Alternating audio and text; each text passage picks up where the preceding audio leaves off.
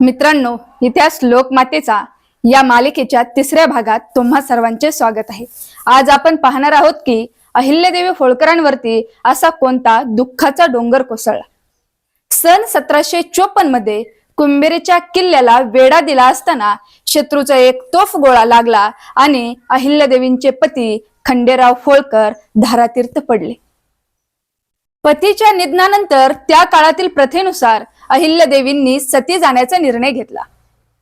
त्या चितेकडे निघाल्या सुद्धा होत्या, पण अशा ऐनवेळी त्यांचे सासरे मल्हारराव होळकर त्यांना रडत म्हणाले, अहिल्या बाळा सती जाऊ नकोस, अहिल्या बाळा सती जाऊ नकोस, कारण माझा मुलगा तर गेला पण तू माझ्यासाठी माझा मुलगाच आहे आणि लक्षात ठेव, हे साम्राज्य तुलाच सांभाळायचंय, हे साम्राज्य तूच सांभाळणार। आणि मग मल्हारराव होळकर यांच्या शब्दांचा मान राखून अहिल्यादेवींनी सती न जाण्याचा निर्णय घेतला।